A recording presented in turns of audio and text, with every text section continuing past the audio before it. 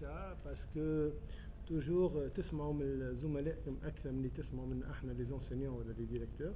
Mais je suis là alors pour ajouter, alors je vais suivre avec vous aussi la présentation et je suis là pour vos questions et pour ajouter ce que vous voulez. Merci. Merci monsieur le directeur.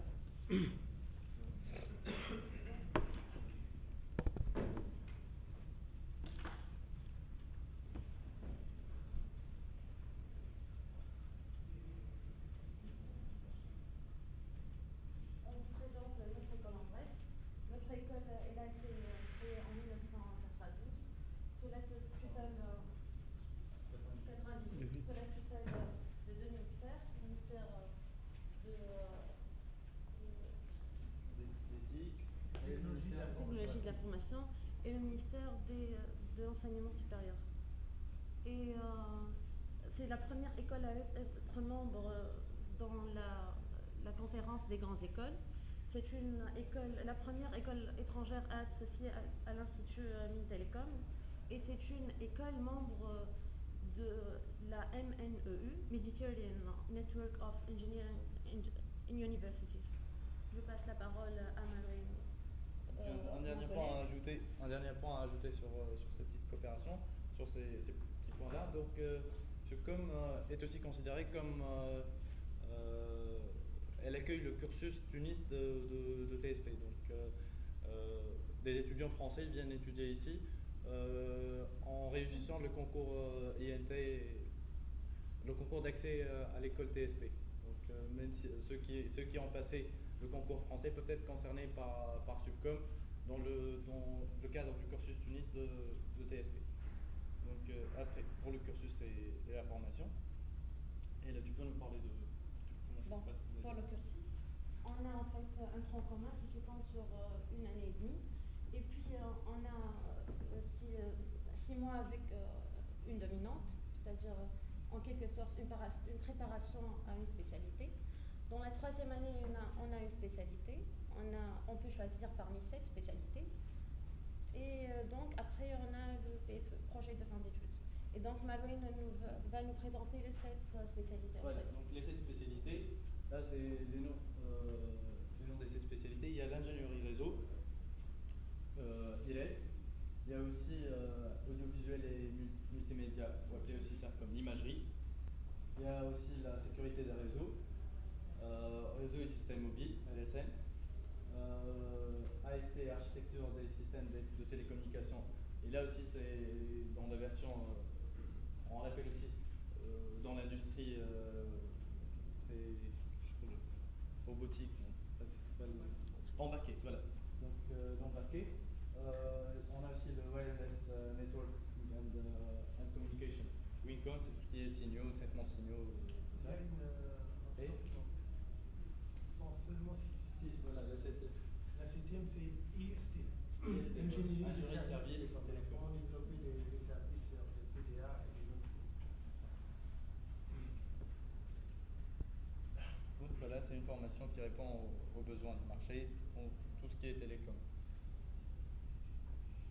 SUBCOM, école internationale. Donc voilà, là on va parler un peu des conventions à SUBCOM. Donc j'attire votre attention qu'à SUBCOM, il y a plusieurs types de coopération. Il y a les coopérations de double diplôme d'ingénieur. Pour les ingénieurs, il y a les doubles diplômes. On octroie le diplôme de SUBCOM et le diplôme de l'école d'accueil. Diplôme d'ingénieur. Donc il y a aussi les co-diplomations, diplôme subcomien plus master de l'école d'accueil. Et enfin, il y a le 3e type de coopération, c'est les mobilités. Donc on obtient seulement le diplôme subcomien, mais on aura l'opportunité de continuer la spécialité de la 3e année dans une école d'accueil étrangère. Donc, et pour ceci, il y a les différentes conventions. Donc, en bref, il y a 4 postes à Georgia Tech aux États-Unis, donc 2 semestres dans l'école américaine située en France et un semestre à Georgia. Donc ça c'est pour les mieux classés. Il y a aussi Télécom Paris-Tech, 5 postes de double diplôme et 5 postes pour les mobilités. Il y a aussi les Supélec, 5 postes pour les diplômes plus master. TSP, 5 postes, 5 postes de double diplôme et 4 postes d'échange mobilité. Bretagne, 2 postes de double diplôme, 2 postes de mobilité. Eurecom, et là c'est une école européenne, où il y a 6 postes de mobilité. Aussi on a Télécom Bretagne, donc 2 postes, on a dit. Télécom Saint-Étienne, 5 postes. En Serbe, 5 postes de mobilité. Tout ça, les dernières coopérations, c'est des mobilités. En Serbe, Télécom Nancy, 5 postes. Donc, et dernièrement, c'est SIGELEC, voilà. SIGELEC, 5 postes aussi. Donc, il y a d'autres coopérations qui sont en cours d'études, qui sont en cours de... Voilà, donc en Allemagne notamment. Il y a aussi l'IMPT Rabat, au Maroc, 6 postes, qui sont assez intéressants puisque les spécialités qu'offre IMPT Rabat ne sont peut-être pas...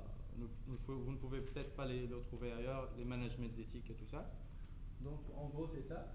Après ça c'est les conventions qui concernent les étudiants en deuxième année. Donc il y a d'autres conventions qui concernent les étudiants en troisième année pour le dernier semestre et tout ce qui est PFE.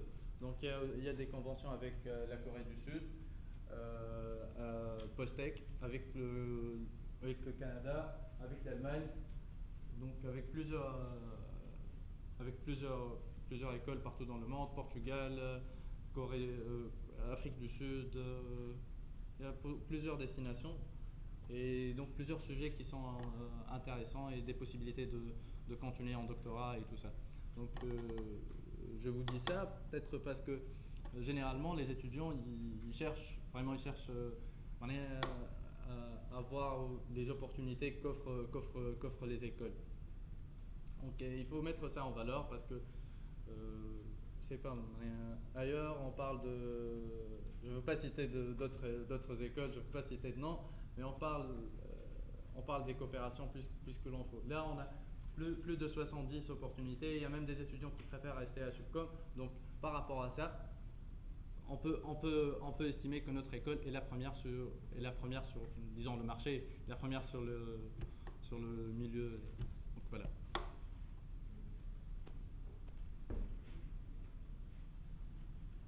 Juste un petit point par rapport à ça, je veux mettre l'accent sur le nombre.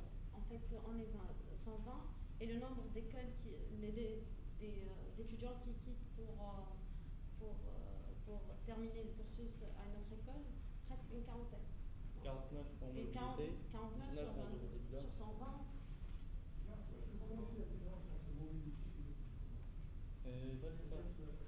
sur 120. Pas de mobilité, c'est comme le troisième. Obtenir 2 diplômes.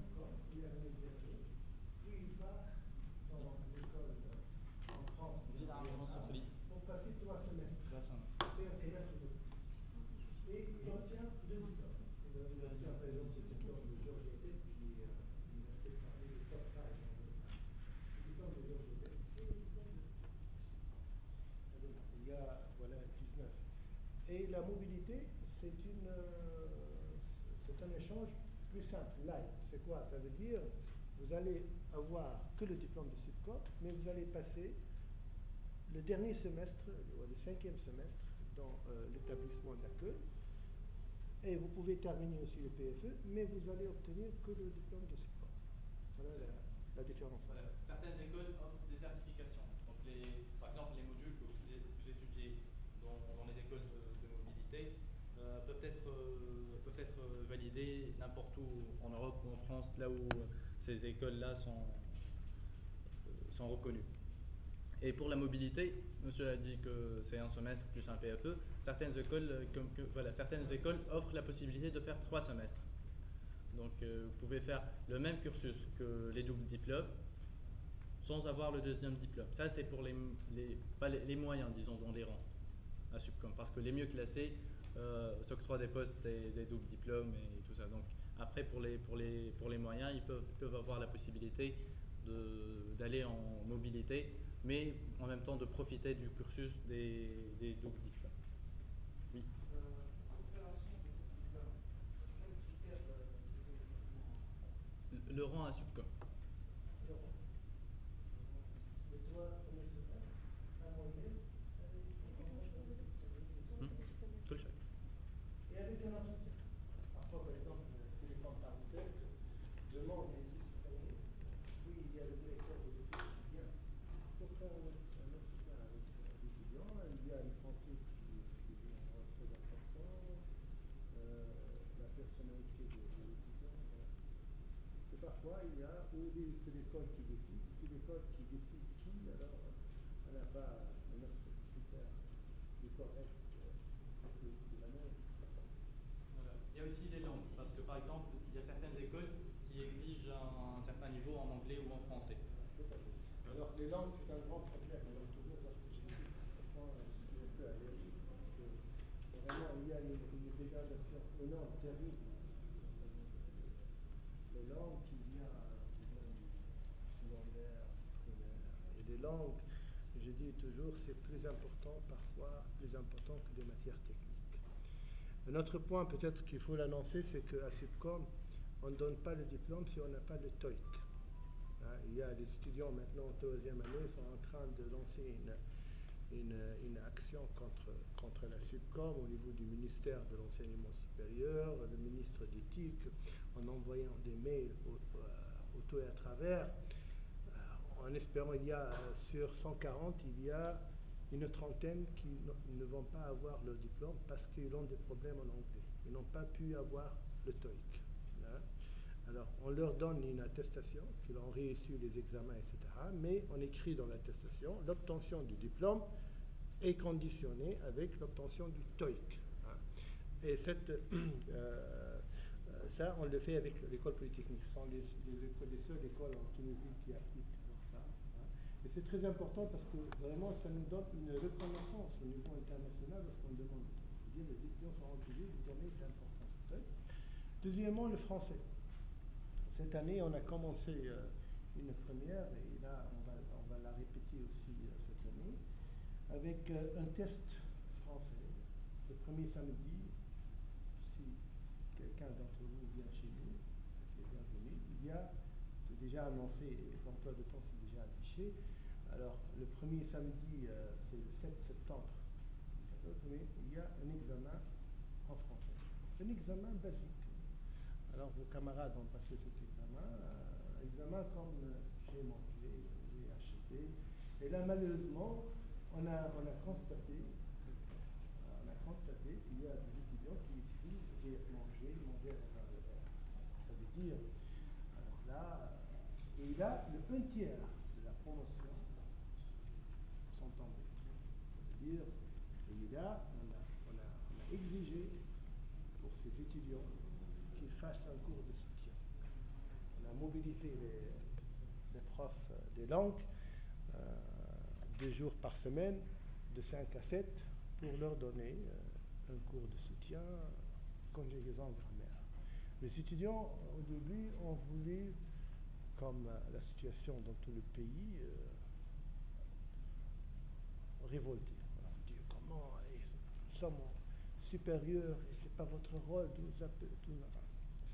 Il fallait, je me suis déplacé pour leur expliquer ce que nous sommes en train de faire, c'est dans leur intérêt. Ce n'est pas pour les emmerder, de les laisser venir de 5 à 7 2 fois par semaine, mais j'ai expliqué qu'on ne peut jamais dire trop tard, parce que vous êtes encore jeune, vous n'êtes pas encore diplômé, et vous n'avez aucune chance, un ingénieur, d'aller plus loin s'il a des problèmes basiques comme ça. Alors ça veut dire il faut trouver une solution. Et là, ils ont eu ce cours de soutien, et après, ils sont très contents. Alors là, et on va terminer ça. Et ici, il y a des outils aussi, Voltaire, qui essaient d'améliorer alors le français, parce que vraiment, le français et l'anglais, les 2 langues sont très importantes. Alors, pour vous plus tard. Et là, tout à fait, il y a des étudiants qui ont été écartés في الموbilité en France, Télécom Sud Paris et Télécom Paris-Tech, parce qu'ils ont eu des mauvaises notes en France. Il était le 9e, je crois, sur toute la promotion. Il était classé le 9e sur une promotion de 150 étudiants, mais nos collègues les Français l'ont écarté parce qu'ils ont vu qu'il a une moyenne de 11. La même chose, on a des mobilités avec Eurocom, où les cours sont tous en anglais. Alors là, il exige une bonne moyenne en anglais. Alors sinon, c'est pas possible. Voilà pour vous. Merci.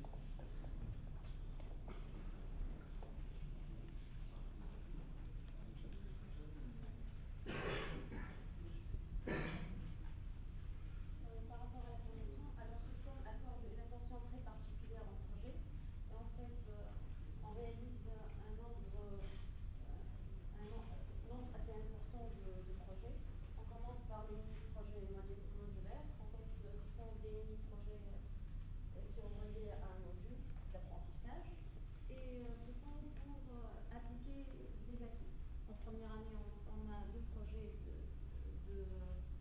d'électronique, un projet de programmation C. On a pas mal de projets en deuxième année. Optique, électronique. On a aussi un projet social et associatif, projet PACT pour la première année. C'est un projet de travail associatif. On se fait sous l'égide d'une association. C'est un projet sur terrain, c'est un projet réel. Et cette année, nous avons pas mal de projets déjà qui se sont très bien réussis. Et puis, voilà, c'est la première opportunité pour l'étudiant pour faire vraiment des projets sur terrain. On a des projets techniques comme P2A, PR3A. Voilà, donc les projets techniques, tout au long de la deuxième année, il y a le projet P2A qui est travaillé à partir du milieu du premier semestre jusqu'au milieu du deuxième semestre. C'est un projet qui est travaillé en binôme, il est encadré par soit un seul encadrant qui est académique, soit il est fait en partenariat avec des entreprises. Et là, il y a la possibilité d'avoir 2 encadrants, un encadrant universitaire et un encadrant industriel. Pour le projet de la P3A, donc il est fait tout au long du semestre de la spécialité, encadré par un prof de Subcom. Et enfin le PFE. Donc le PFE, c'est le 3e semestre. Donc généralement les étudiants subcomiens le font soit dans des multinationales ici en Tunisie, soit chez les opérateurs. Il y a aussi la possibilité de le faire à l'étranger dans le cadre des coopérations dont j'ai cité. Donc plusieurs destinations, donc plusieurs spécialités. Et enfin les stages. Donc les stages, il y a le stage de formation humaine à la fin de la première année. C'est un stage d'été de 4 semaines ou plus. Et en deuxième année, il y a le stage ingénieur. Donc le stage ingénieur, c'est 5 semaines ou plus, dans lequel l'étudiant doit avoir accès à plusieurs techniques et développer son esprit d'ingénieur, tout ça. Donc voilà, c'est tout ce qu'il y a par rapport à ça.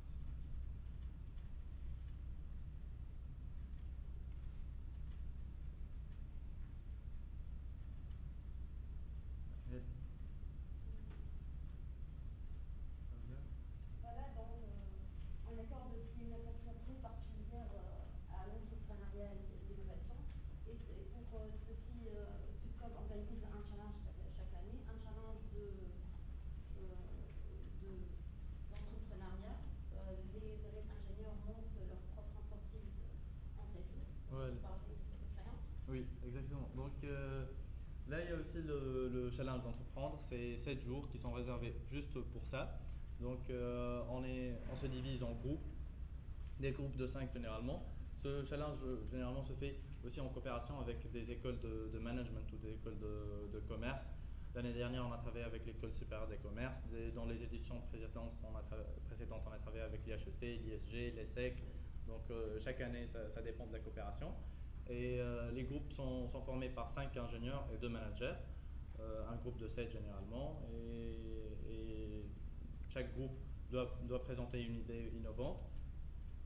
Cette idée elle est encadrée par des conseillers professionnels et tout ça. On fait une étude de marché, voilà, des profs de conseil, des profs de toutes les spécialités. On fait une étude de marché et à la fin, on présente ces projets dans des rapports pour passer à la finale où les jurys choisiront le meilleur projet qui sera un projet vainqueur. Et cette année, par exemple, on a eu on a eu une convention avec Tunisiana, Startup Factory, qui parrainera le groupe gagnant pour l'aider à réaliser vraiment son projet et pour passer à l'acte. Donc, ils pourront continuer dans le cadre du stage de l'ingénieur, après dans le cadre du PFE, et par suite ils seront embauchés par Tunisiana, plutôt parrainés par Tunisiana pour continuer dans leur projet et tout ça. Donc il y a cette possibilité de passer directement de l'université à l'entrepreneuriat et qui est offerte à Subcom. Les sessions de formation en culture entrepreneuriale, donc c'est pratiquement un module à Subcom où les professionnels, les chefs d'entreprise, les managers viennent raconter leurs expériences, des success stories et tout ça, et pour coacher les étudiants, pour leur donner une idée sur les entreprises, la vie en entrepreneuriat. Aussi, ce concept-là a été intégré même aussi pour les premières années, là, parce que les cultures entrepreneuriales, c'est pour les deuxièmes. Le concept a aussi été intégré pour les premières années dans le cadre du séminaire.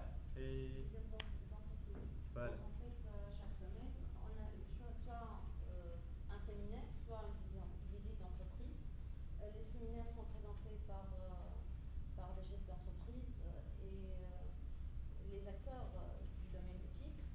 Et les visites d'entreprise, une fois dans les 3 semaines. Voilà, une fois par mois, disons, c'est ça. Et cela offre aux étudiants, bien sûr, de découvrir l'entreprise, le personnel dans l'entreprise et le travail de l'ingénieur dans l'entreprise. On a visité pas mal d'entreprises dans des domaines assez variés. Ça gère, voilà. Oui.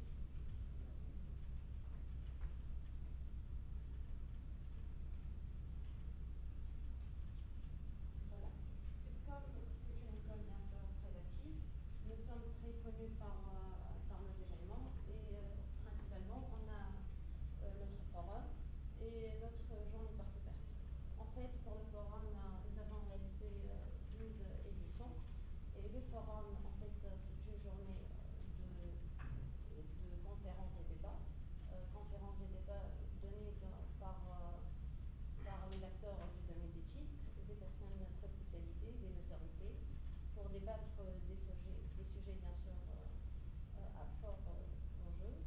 Et ces journées connaissent généralement la présence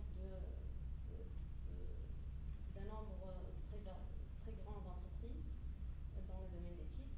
En fait, il y a des stands pour que les élèves ingénieurs et les représentants d'entreprises échangent les idées, bien sûr, et surtout les offres de stages et PFE. Et on a une journée porte ouverte. De même, ce sont 2 journées qui permettent aux élèves ingénieurs surtout de se rapprocher du monde professionnel et de voir de près les professionnels. De mettre à jour aussi le programme Subcom et le plan d'études et tout ça. Donc pour les 2 années, pour les 2 premières années, le JPO a eu comme objectif de réviser le programme d'études à Subcom et aussi de penser le futur comme était le titre du dernier événement.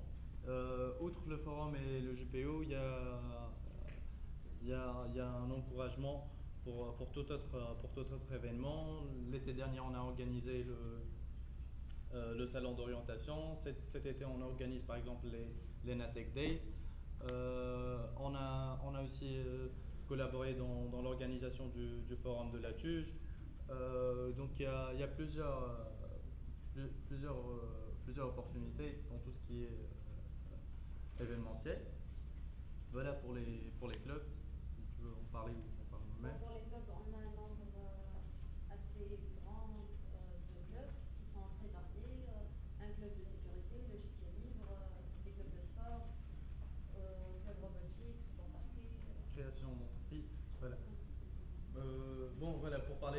un peu des clubs. Donc il y a, disons, trois aspects des clubs. Il y a les clubs artistiques, tout ce qui est théâtre, musique, tout ça. Il y a aussi les clubs, disons, assez professionnels, pour tout ce qui est entrepreneuriat, tout ce qui est soft skills, communication skills, tout ça. Et enfin, voilà, la musique, il y a aussi, on a un club pour les magazines, il y a un club anglais qui coopère avec la Médis et accueille généralement des invités de la Médis. Et enfin, il y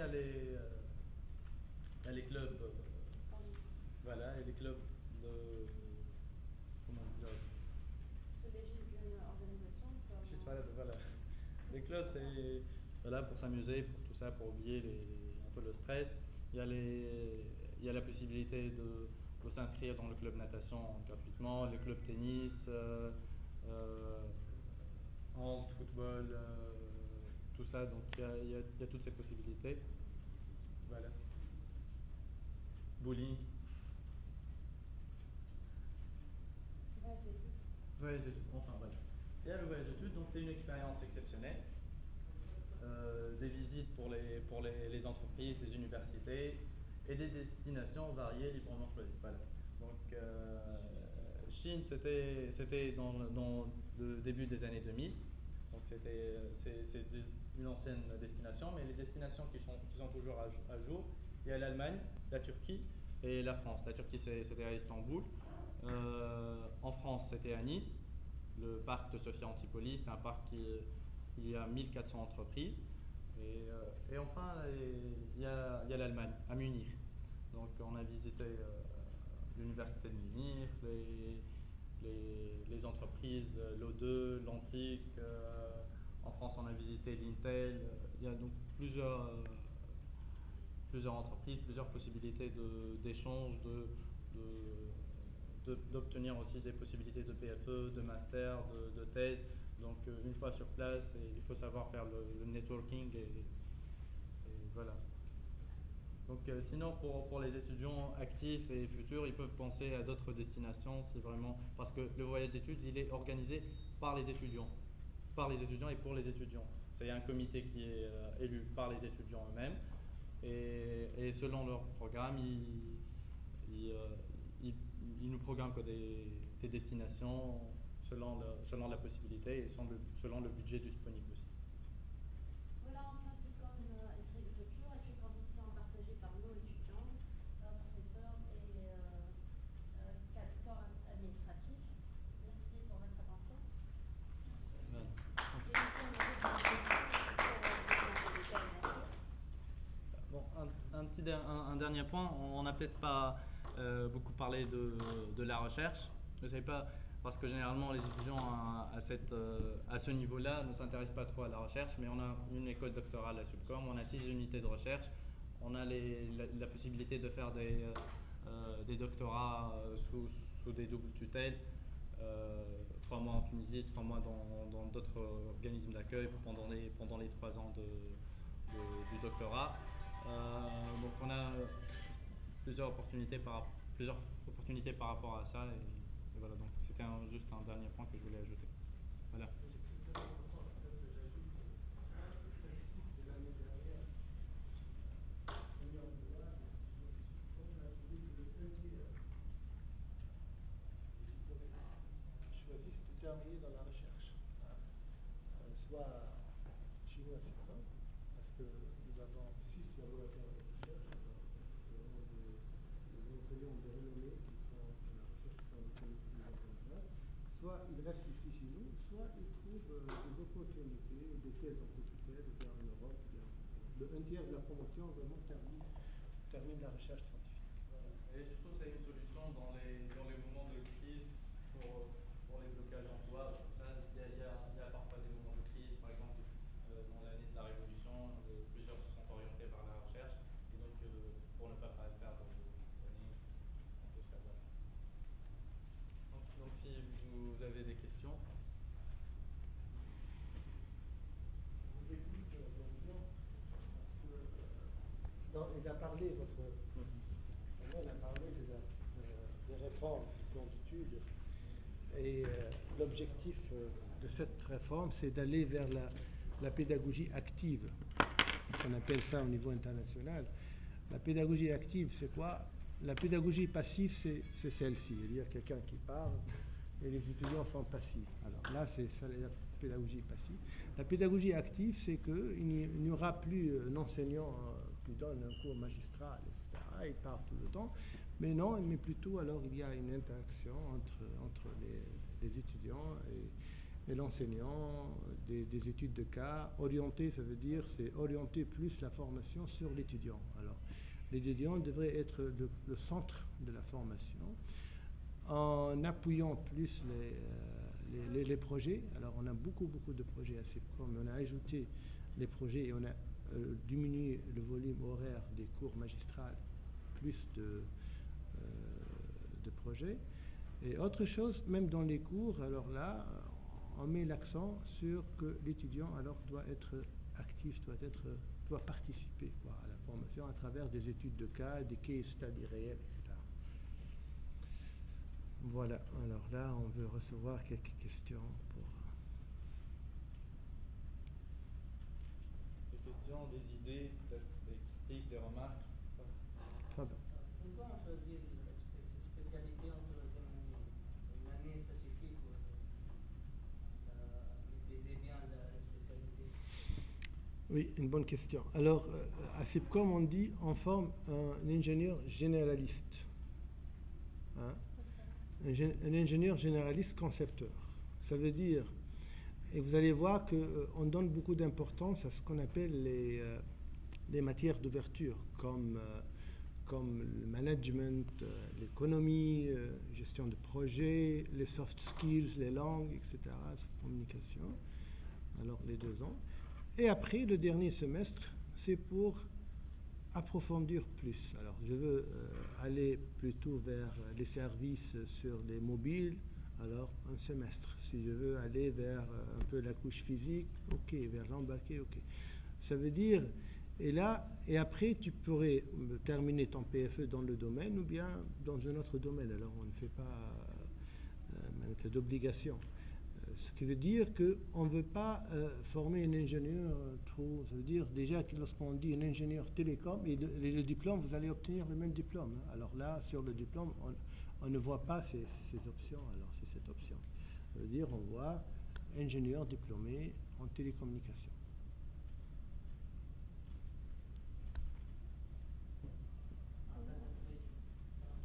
D'après les résultats, les ingénieurs sont satisfaits. Après une année de spécialité en troisième année. ما فهمتش معناتها خرجوا متمكنين بالسبيسياليتي خرجوا ما عادش نتصور معناتها عام سبيسياليتي ما عادش. Non, c'est largement suffisant. Alors, là, dans le cadre de la réforme que nous sommes en train de vivre, nous sommes en train, ou bien nous avons écouté déjà les industriels. Des industriels avec des questionnaires pour écouter les points forts et les points faibles du produit CEPCOM, de l'ingénieur CEPCOM. Et là, nous étions très contents d'écouter qu'ils sont très satisfaits point de vue compétences techniques. Hein? Alors, ils sont très satisfaits. C'est ce qu'a dit Orange, ce qu'a dit Tunisiana, ce qu'a dit Ericsson, Alcatel. Alors, ils sont tous satisfaits. Ils ne sont pas trop satisfaits concernant les soft skills. Les soft skills, la communication. Hein? La communication et les langues. Et là, nous sommes en train de travailler. Hein? Alors, il y a un problème de communication. Les étudiants, communication, genre, واحد يبعث un mail à un directeur de Télécom Sud Paris, يقول له salut, je veux un PFE. Ça veut dire, les étudiants, il y a plusieurs qui ne savent pas quand et comment j'envoie des mails. Hein, alors là, et là, dans le temps, le directeur de Télécom Sud Paris m'a envoyé ce mail. Il m'a dit, c'est quoi ça? Tout d'abord, on n'envoie pas un mail à un directeur pour demander un PFE, et on ne dit pas à un directeur salut. Alors, ça veut dire, à part le français que j'ai parlé, j'ai acheté à la fin R, Alors là, des choses comme ça. Alors, communication. Et c'est pour cela, parmi les points que nous allons travailler là-dessus, sur les formes jdides, c'est renforcer les soft skills. Les soft skills, c'est la communication. Comment communiquer avec les autres? Comment communiquer lorsque je suis dans le cadre d'un étudiant? Comment communiquer lorsque j'envoie un mail à un ministre, lorsque j'envoie un mail à un directeur? Alors, ce n'est pas la même chose. Et là, malheureusement, les étudiants, je ne sais pas, peut-être ils n'apprennent pas ça, et là, il y a un problème. Mais côté technique, alors, nous sommes très bien, et nous avons une reconnaissance internationale. Ça veut dire que ce n'est pas seulement ici en Tunisie. Alors, en Tunisie, nous sommes la première école par excellence, alors là, en Tunisie. Et même en France, il y a beaucoup qui préfèrent SIPCOM sur plusieurs écoles en France de classe A. Alors il y a un point qui a parlé, mais rapidement, c'est ils vous ont parlé, nos collègues du TSP Télécom Sud Paris, de la filière Tunis? Non, vous n'êtes pas au courant qu'il y a un concours français où vous pouvez passer 3 semestres ici, 3 semestres là? Non? Voilà, c'est comme par exemple un candidat de la filière Tunis.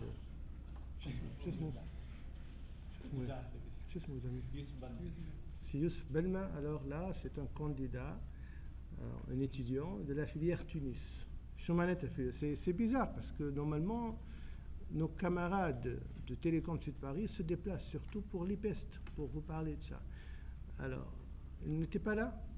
Vous avez un salon ou quelque chose comme ça en novembre, décembre? Moi, je suis un salon, fait l'IPEST. Ils l'ont présenté. Oui, d'accord, non, ils l'ont présenté. Ça veut dire, vous pouvez joindre SIPCOM à travers le concours français, rejoindre SIPCOM et Télécom Sud Paris, mais plutôt Télécom Sud Paris, joindre Télécom Sud Paris et passer 3 semestres ici à SIPCOM et après terminer 3 semestres à Paris pour avoir les 2 diplômes, le diplôme de SIPCOM et le diplôme de Télécom Sud Paris. ما نسمعش فيك. L'économie. TSP n'est plus boursière. سي علاش؟ هما قالوا لكم هكا؟ Plus عندك Je veux juste par rapport, quand on parle du cursus Tunis, je veux juste, si vous voulez connaître les avantages de ce cursus par rapport, par exemple, je sais pas, à passer 3 ans à Télécom sur Paris. Alors ce qui est très intéressant tout d'abord, c'est que pour les élèves tunisiens, il y a une bourse pour 5 élèves du cursus Tunis, alors que pour Télécom sur Paris, pour ceux qui intègrent directement le cursus, il n'y a pas de bourse. Parce que ce n'est pas une école de nuit, ni une école de centrale. Sinon, le deuxième avantage, ce qui est très intéressant, c'est que les élèves du cursus Tunis, ils sont priorisés par rapport au choix de la spécialité. Parce que le choix de la spécialité, elle se fait en principe avec le rang. Par le rang, c'est prioritaire. Les premiers, ceux qui sont premiers, à Télécom Sud Paris, c'est ceux qui choisissent les premiers. Mais si vous êtes un élève de Télécom Sud Paris, vous pouvez choisir n'importe quelle spécialité. Ça, c'est vraiment très très avantageux pour nous. Voilà. Sinon. Un petit point par rapport à la remarque de tout à l'heure, je vais revenir à la remarque par rapport à tout ce qui est technique.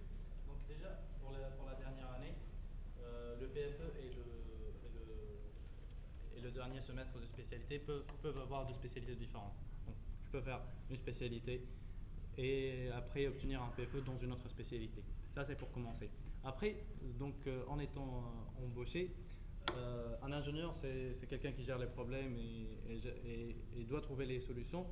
Donc, doit être assez polyvalent, doit se débrouiller avec les moyens de bord. Donc, un autre jour, dans une entreprise, tu ne vas pas trouver tout ce que tu as étudié. Donc, tu dois être capable à t'auto-informer. Voilà, il faut s'auto-informer, il faut tout ça. Par exemple, personnellement, j'ai un stage dans les services. L'année prochaine, ma spécialité, c'est les réseaux. Donc, alors que c'est complémentaire, mais c'est différent. Donc voilà, il faut obtenir un CV assez varié pour pouvoir avoir un profil par la suite de plus en plus spécialisé dans l'industrie. Voilà. Par rapport à l'obtention du TOEIC, c'est-à-dire qu'il est indispensable pour avoir son diplôme d'ingénieur. Au cas où l'étudiant ne réussit pas l'examen de TOEIC et qu'il réussisse à passer les examens, les matières techniques. C'est-à-dire qu'est-ce qu'il fait? Il refait le TOEIC. Il a réussi. Déjà, c'est un problème maintenant que les étudiants essaient de l'avoir avec le basculement. Alors là, et personnellement, j'étais contre, catégoriquement contre, parce que c'est un acquis que je ne veux pas mettre en cause. Alors là, ça veut dire, c'est les étudiants en troisième année, il y a une trentaine sur 140 qui ont des problèmes. Ce que j'ai dit, il en parlait à monsieur le ministre aussi concernant ce point, et j'ai dit, pas question, je ne vais pas reculer sur ça. Ce que je pourrais faire, je pourrais mettre le paquet. Ça veut dire les aider à avoir un enseignant qui vient spécialement pour eux, pour qu'ils apprennent plus l'anglais, etc. Mais de dire, voilà, je ne peux pas, parce qu'eux, ils ont essayé de chercher le chemin les plus courts. Nous sommes trop faibles en anglais, on n'arrive jamais à avoir le TOEIC, donnez-nous notre diplôme. Et j'ai dit, si vous avez réussi toutes les matières techniques, ça ne peut pas être difficile aussi de réussir le C'est-à-dire qu'il refasse le TOEIC. Oui. oui. Ils ont eu des attestations et déjà ça ما شكون يجي يبدا يخدم بها l'attestation. في l'attestation نقولوا اللي هو il a réussi tout ونكتبوا une petite phrase que l'obtention du diplôme est conditionnée avec, ça veut dire l'attestation indique ينجم يوريها السوسيété, voilà, et je suis en cours de finaliser, voilà, d'apprendre l'anglais pour avoir mon diplôme. D'ailleurs, dès la première année, les étudiants ils ont des tests d'évaluation dans les langues et selon leur niveau, disons, ils auront la possibilité d'avoir des cours de soir, des cours de soutien en langue française et en langue anglaise. Ici à Suisse. Oui.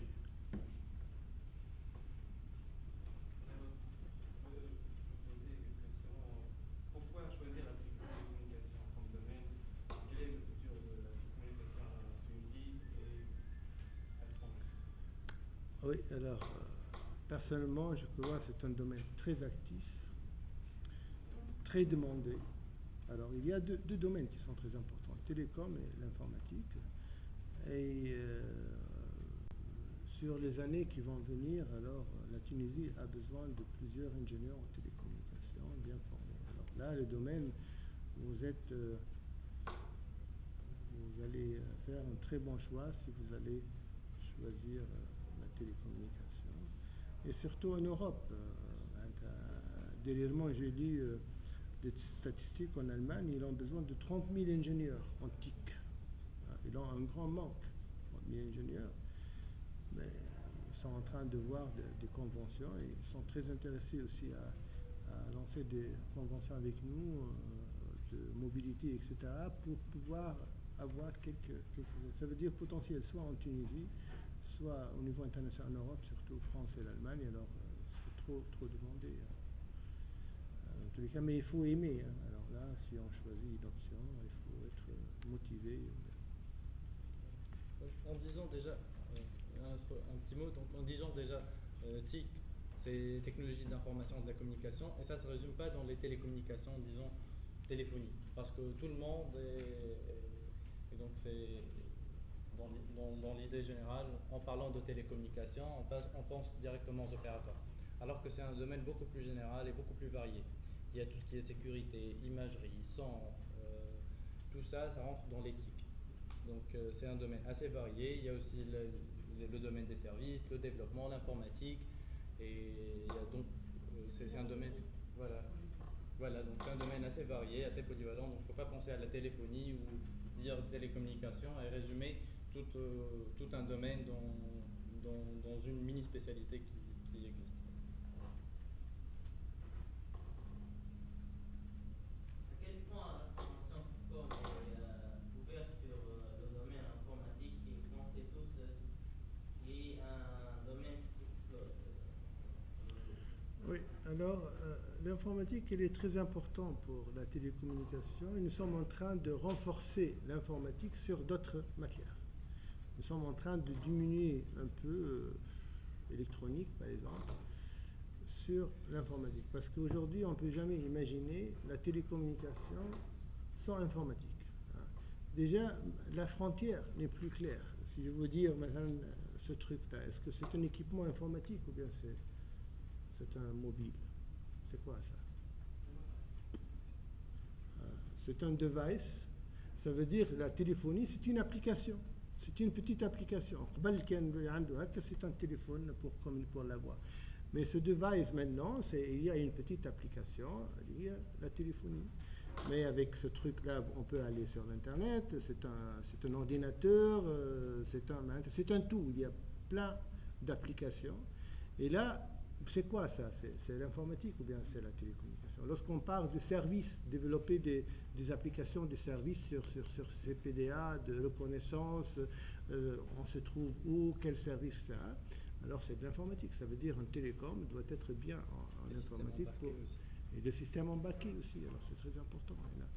C'est pour ça, par exemple, cette année, on a ajouté on a renforcé un peu la programmation C avec un challenge que nous avons ajouté, challenge C, là, pour renforcer un peu l'informatique. L'informatique, elle est très importante. On accueillera la compétition nationale déjà. Une compétition nationale. Il faut savoir que ceux qui lauréatent du challenge programmation C, c'est-à-dire les 4 et 5 premières équipes, elles sont spécialement formées pour la compétition nationale. Et voilà, donc ceux qui ont suivi cette formation peuvent constater que c'est quand même assez poussé. Enfin, c'est quand même un niveau un cran au-dessus. C'est vraiment une très bonne opportunité pour ceux qui veulent faire informatique, se spécialiser dans l'informatique plus tard. Ouais. Et autre chose, nous avons une option en troisième année, qu'il a oublié de la citer sur le slide, qui s'appelle IST, Ingénierie des services télécoms.